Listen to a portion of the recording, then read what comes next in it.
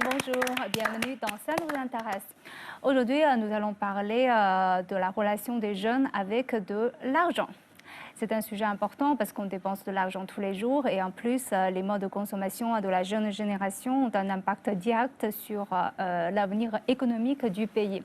Alors, comme d'habitude, on va d'abord s'intéresser aux avis des internautes sur les réseaux sociaux et puis nous allons en débattre avec nos invités.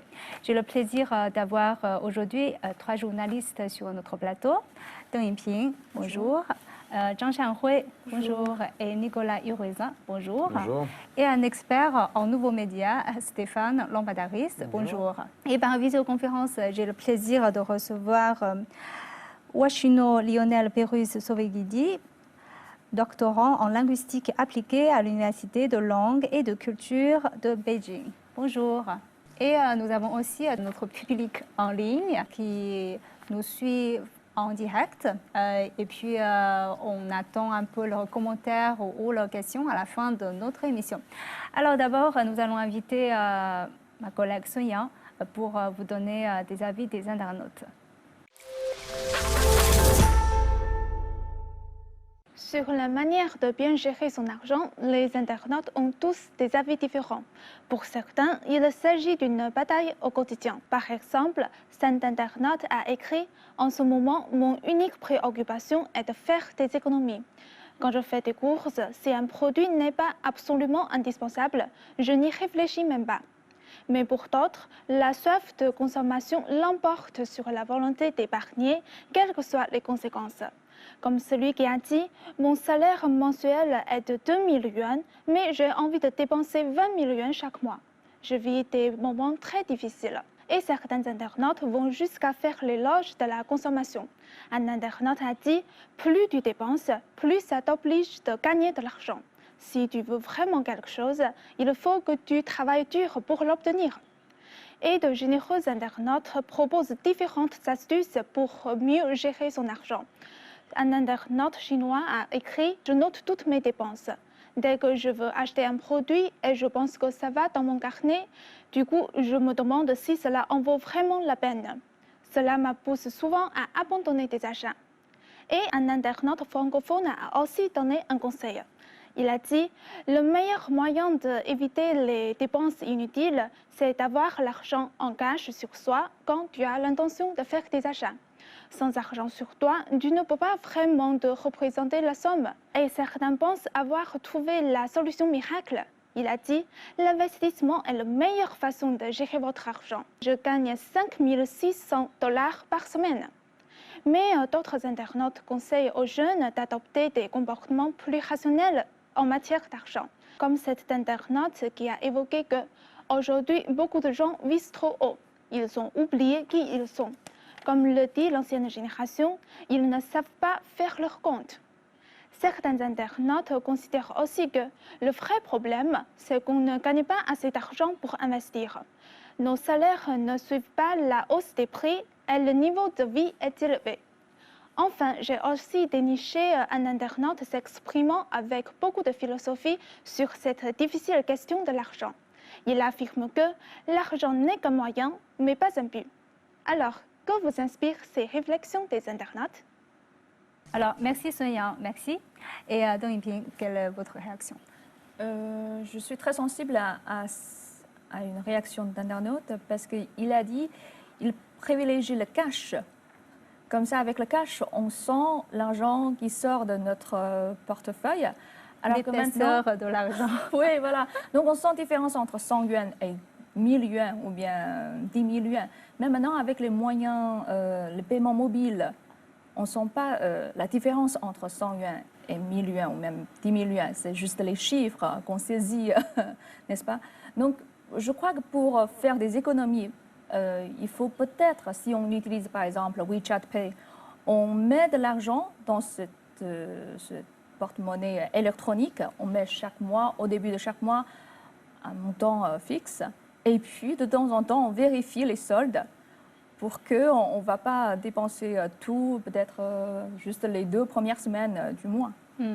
Stéphane? Oui, je suis assez d'accord, mais je compte quand même le nombre de zéros quand je fais une grande dépense et j'ai quand même un petit simtang, un petit pincement au cœur quand il y a une grosse somme qui part d'un seul coup. Oh, je vois tout de suite la différence, surtout que c'est instantané avec le compte en ligne de la banque. On voit tout de suite wow, ce qui est parti, ce qui reste. Et donc, effectivement, j'ai plus à compter le nombre de billets, 10, 20, 30, 40, 50, 60, 70. Pourquoi je dépense tout cet argent? Mais on voit le résultat instantanément et ça fait un peu peur quand même. Et Nicolas? Je pense qu'on avait déjà le même problème avec la carte bancaire. Parce que la carte bancaire aussi, c'est une sorte de paiement électronique sans cash. Moi, j'ai toujours utilisé la carte bancaire quand j'étais jeune, bien avant l'existence du paiement électronique. Je apportais ma carte bancaire, je faisais mon code et l'argent était tout de suite prélevé sur mon compte. Et même, c'était une carte de crédit, donc je pouvais même être donc en déficit. C'est-à-dire, même si je n'avais pas l'argent, on pouvait toujours me prendre de l'argent, je pouvais toujours payer des choses.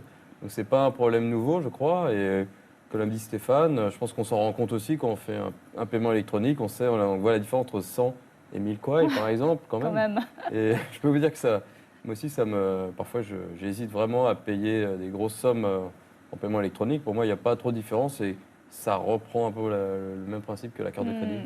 Peut-être pour les grosses sommes, c'est quand même la même chose. C'est juste plus pratique pour acheter des choses. Vu qu'on est chez soi, là, c'est autre chose. On est chez soi, on peut regarder, c'est comme un jeu où là, on va choisir les objets qui nous intéressent et on va cliquer dessus.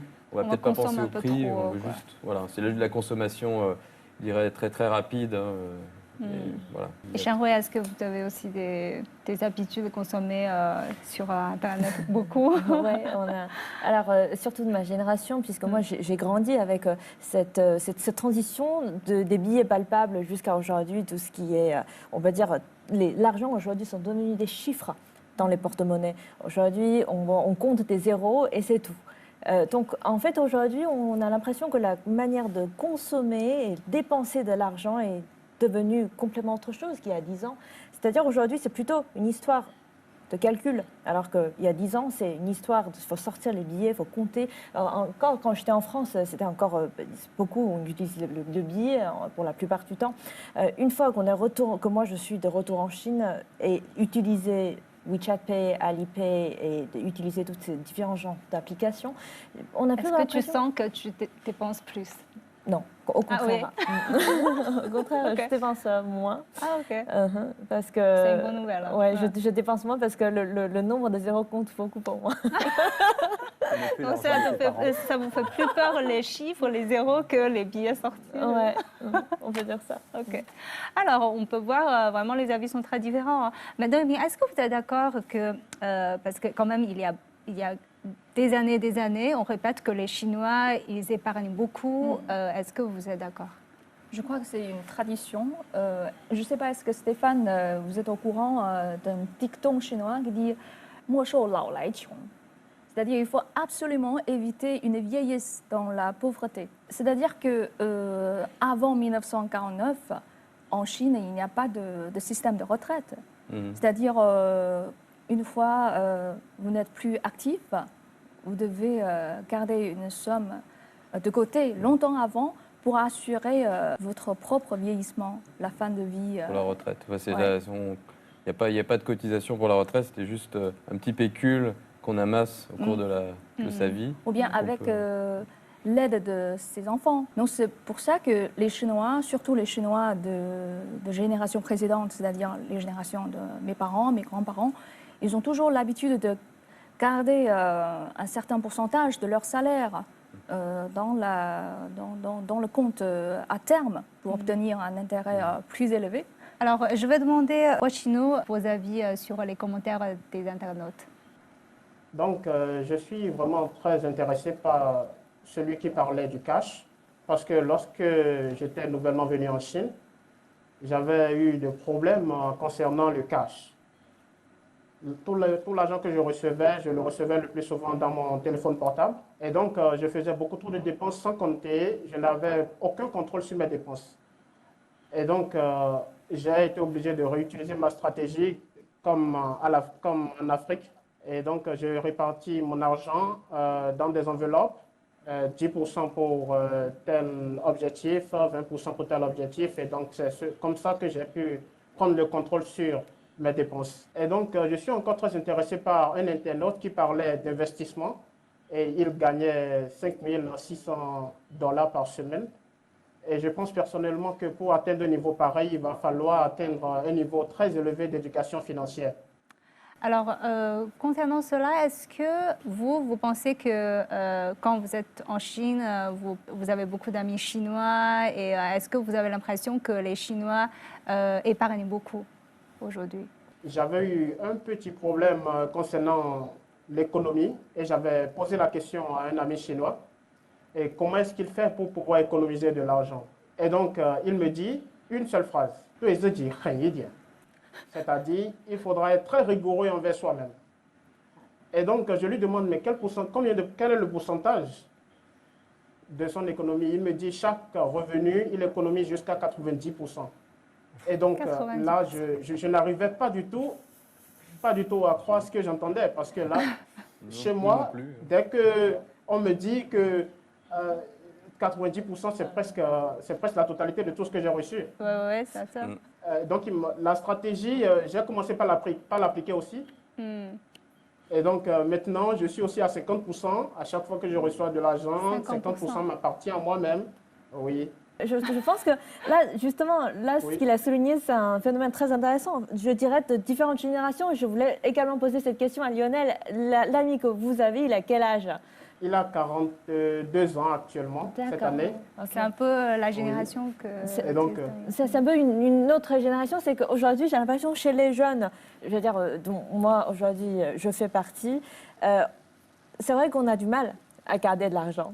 Et par rapport à d'autres générations, aux générations précédentes qui ont grandi depuis après 1949, qui ont grandi un peu, c'est pas une pauvreté, mais qui grandit dans des familles plutôt modestes, grandi avec ces différentes réformes en Chine. Donc pour eux, cette conscience de conserver de l'argent, de mettre de l'argent de côté, c'est quelque chose de très important pour eux, parce que ça pourrait servir à tout moment et on ne sait pas quand.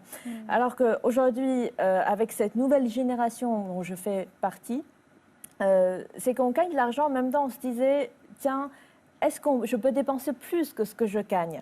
Donc, est-ce que je peux éventuellement emprunter de l'argent de telle application ou d'une autre application? Il y a de différents services financiers qui sont là pour justement nous aider d'avoir une somme, un peu d'argent à l'avance pour dépenser, pour investir.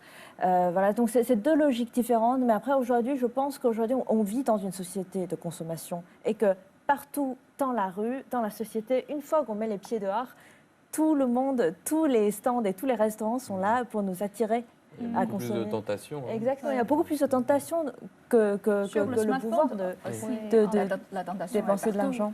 Même maintenant, sur WeChat, quand on lit les articles sur le moment, et donc chaque jour, on a le droit d'une publicité. Et parfois, je me suis demandé pourquoi je dois lire cette publicité-là, alors que je ne suis pas habituée de cette marque haut de gamme. Mais est-ce que vous êtes d'accord que finalement l'économie numérique, parce que vous dites que le paiement en ligne, ce n'est pas vraiment la raison pour dépenser plus, mais est-ce que l'économie numérique, donc tout cet ensemble de transformation de société, ça a quand même eu un coup de pouce sur la consommation, Stéphane? Oui, sans doute. Ça développe le potentiel de sympathie qu'on peut avoir soit pour une marque, soit pour un objet. Et on parlait d'algorithmes, tout arrive à se recouper maintenant. Les mégadonnées sont vraiment très très bien interconnectées, ficelées. Et dès qu'on regarde quelquefois par hasard un produit, on va être bombardé de diverses vidéos, divers articles liés à ce produit, alors que finalement c'est ma fille qui avait pris mon portable et qui avait appuyé n'importe comment. Et puis moi je me retrouve avec des publicités pour couche-culotte, alors qu'effectivement on n'en a plus beaucoup besoin. Mais comme par erreur on a appuyé sur quelque chose, on se retrouve même avec des produits dont on n'a jamais besoin qui arrivent et on se dit finalement tiens mais c'est vrai que peut-être j'en ai besoin. On arrive les gens, les publicitaires, les produits marketing arrivent à créer des besoins assez facilement maintenant. Et Nicolas? Bah, moi, par exemple, quand j'achète en ligne des produits, parce que j'ai peut-être pas le temps d'aller dans un magasin physique, et je veux commander parce que j'en ai besoin immédiatement, et je commence à regarder les produits, et plus je regarde, plus j'ai envie d'en acheter, quoi. Et plus je vois, tiens, en fait, c'est pas si mal, ça j'en ai besoin, ça j'en ai besoin. Ça me le fait aussi peut-être un petit peu dans les magasins physiques, mais je trouve moins, parce que j'ai peut-être plus d'expérience, je contrôle mieux mes envies, mes besoins. Et c'est le fait de l'avoir sur un téléphone, j'ai l'impression que c'est peut-être plus ludique, plus facile. Il y a quelque chose qui est. J'ai même pas à tendre la main, à regarder chaque rayon. Tout m'arrive devant les yeux. Je suis très passif en même temps. Facile d'appuyer, de cocher. Et en plus, c'est pas des grosses sommes. Non, c'est des petites sommes à chaque fois et on voit ça s'accumule en bas. C'est un peu ludique. C'est facile de cocher, c'est très difficile de décocher. On y arrive, hein. Parfois je décoche aussi. Mais est-ce que vous avez déjà utilisé la fonction de Taobao, le retour gratuit sous 7 jours? Moi, je l'utilise tout le temps. c'est pour ça tout à l'heure, quand j'ai dit, en fait, il est beaucoup plus facile de me contrôler, de dépenser de l'argent en ligne sur Taobao, c'est parce que de toute façon, je me disais, tiens, je suis très consciente, il y a un produit devant moi, je l'achète, ça sera livré chez moi, je l'essaye, c'est pas bon, je le fais rembourser. Mais c'est compliqué, non, en fait? C'est pas compliqué du tout. Il faut remettre, justement. Et puis aller le porter aux bonnes heures, il faut faire la queue. Exactement. Oui, quand même, il y a un effort. Ça dépend, mais par exemple, là, parce que Ying elle a évoqué ce genre de service sur Taobao, le retour gratuit sous les 7 jours qui suivent la consommation de l'article. Pour moi, ça n'a pas été difficile. C'est que simplement, je dis que ça ne m'a pas plu.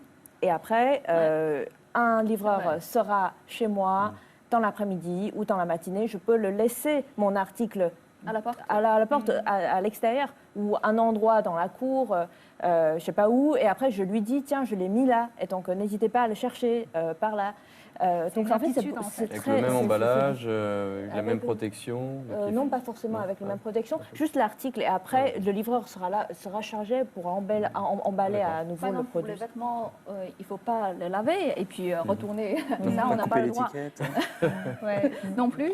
Mais je crois que c'est une fonction très importante parce que quand on achète en ligne, on ne peut pas toucher l'article. Donc, ce n'est pas comme on fait les courses dans le supermarché ou bien dans les magasins. Alors que dans les magasins physiques, on a droit de retourner l'article sous 15 jours, il me semble, seulement pour le cas où il y a un problème de qualité. Par exemple, il y a un trou dans le manteau que vous n'avez pas découvert lorsque vous faites l'achat. Par contre, sur Taobao ou bien sur Jingdong, sur Pinduoduo, puisque c'est le commerce en ligne, donc c'est pour ça que je crois que c'est l'association des consommateurs nationale qui a imposé cette retour gratuit sous 7 jours. Et on n'a pas besoin de chercher une excuse. Comme Xiang Hui vient de dire, on peut dire simplement ça ne me plaît pas. Mais en fait, est-ce que ça pourrait éventuellement augmenter genre la caprice, c'est-à-dire que de toute façon, je vais l'acheter, si ça ne m'a pas plu, je vais le retourner, et du coup, ça te pousse encore de consommer. Je pense que j'ai une astuce à vous partager, peut-être avec Nicolas surtout, c'est que quand on fait des achats en ligne, on a l'impression d'acheter beaucoup de choses en même temps, parce qu'il y a des recommandations en bas de page. Il ne faut pas regarder en bas, c'est ça? Non, il faut laisser refroidir l'envie pendant quelques jours ou bien quelques heures. Par exemple, si vous achetez quelque chose, vous pouvez le mettre dans le panier pendant une ou deux journées. Et puis, vous allez revenir et voir, en effet, je n'ai pas besoin de ça. Ça, je vais demander à Wachino, parce que vous dites que maintenant, vous arrivez à faire 50% d'économie. Donc, est-ce que ça vous a plu de changer vos habitudes de consommation et de consommer moins? Est-ce que ça vous fait du bien, en fait? Oui, effectivement, et j'ai des astuces.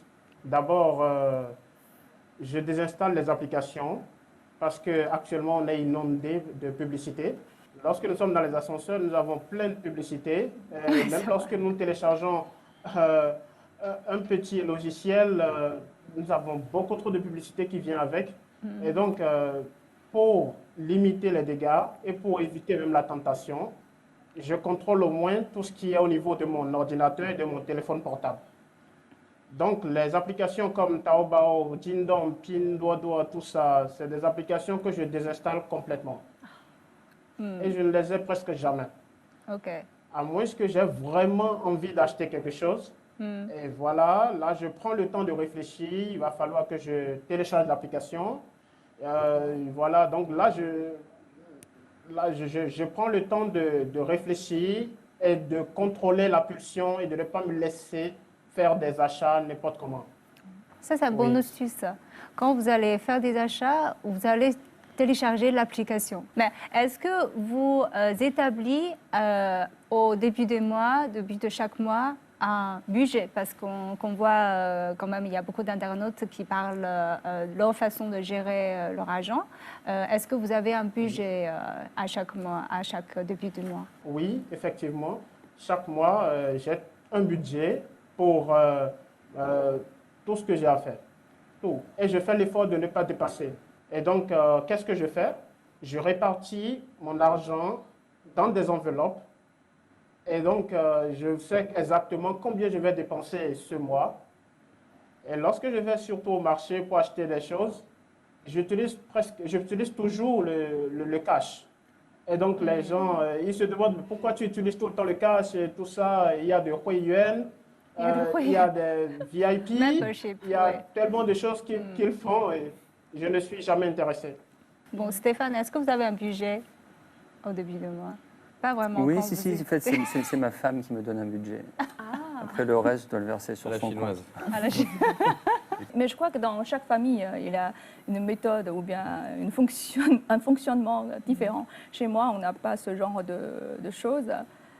Parce que je crois que la plupart des dépenses sont les commerces essentiels, il me semble. La nourriture, les vêtements, les charges et un peu les cours parascolaires de mon fils. Et puis d'autres, grâce à l'épidémie, je ne sais pas, parce que maintenant, on peut économiser le budget pour le voyage. Les vacances, ouais. Donc peut-être on peut faire des achats plus compulsifs sur les plateformes comme Taobao ou bien Jingdong ou bien Pinduoduo.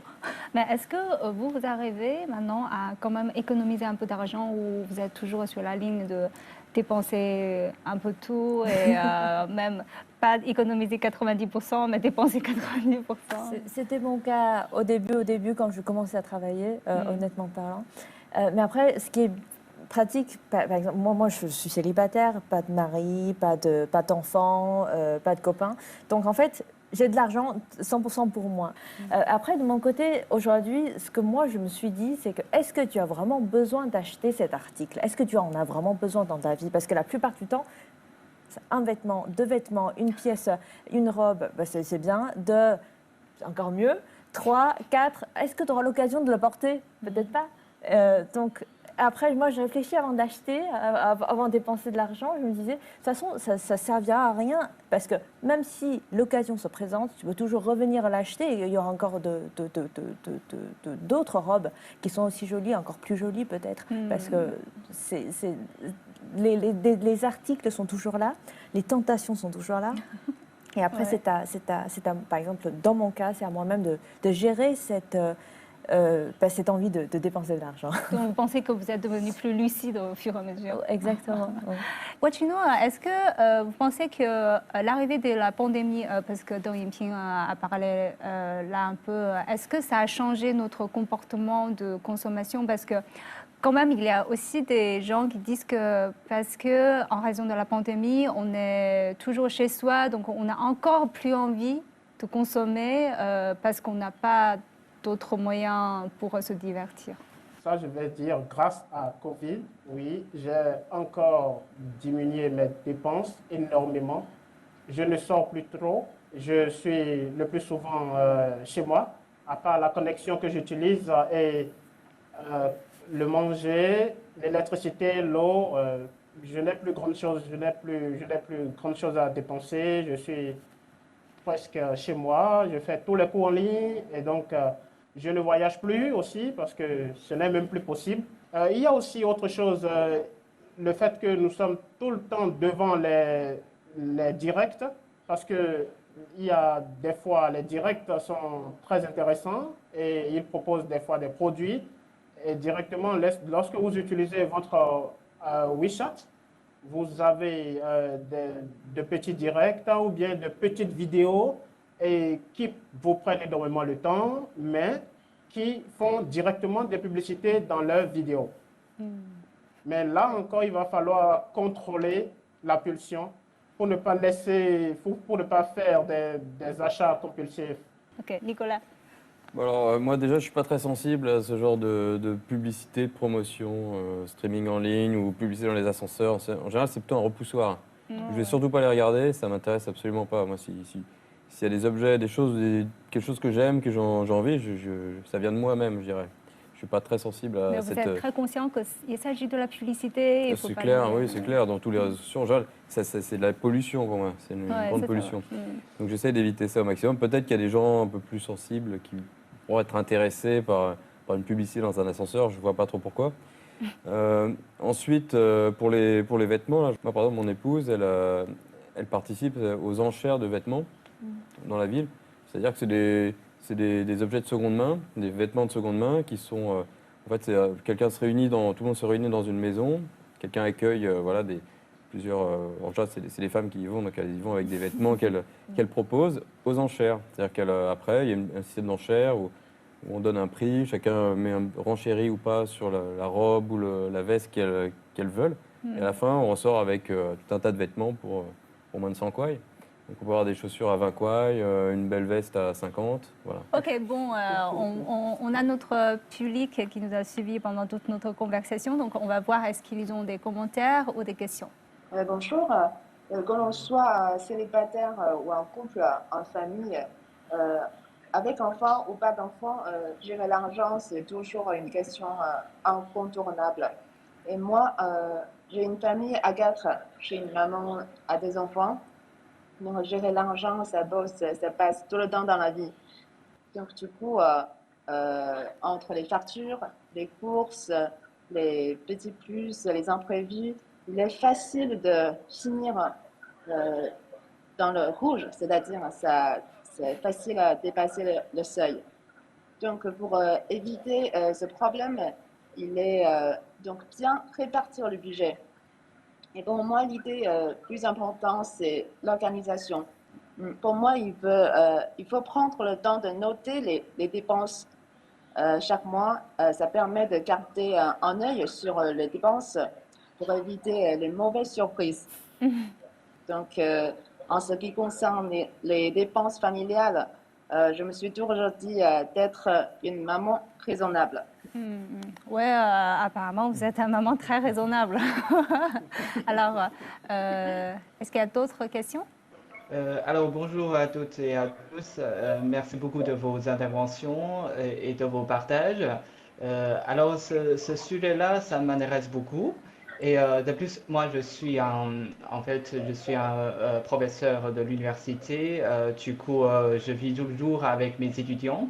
Alors, j'ai vu que les étudiants chinois d'aujourd'hui, ils sont vraiment dépendants de la vente en ligne, de leur smartphone. Alors, j'aimerais bien demander à notre intervenant français, Nicolas.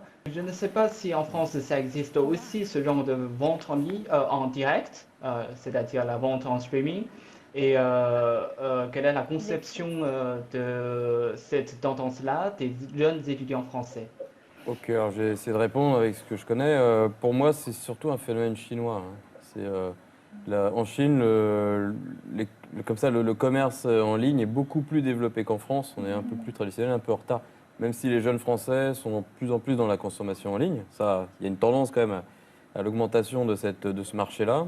Mais c'est pas aussi développé qu'en Chine. En Chine, il y a vraiment tout un marché sur le streaming qui est extrêmement développé. Et je crois que vraiment la Chine est largement supérieure à la France à ce niveau-là. Alors, je vous remercie, Nicolas, Xiaohui, Stéphane et Deng Yingping et Washino. Merci d'avoir participé à notre discussion. Et je vous remercie, notre public en ligne. Je vous remercie d'avoir suivi notre émission. À la prochaine.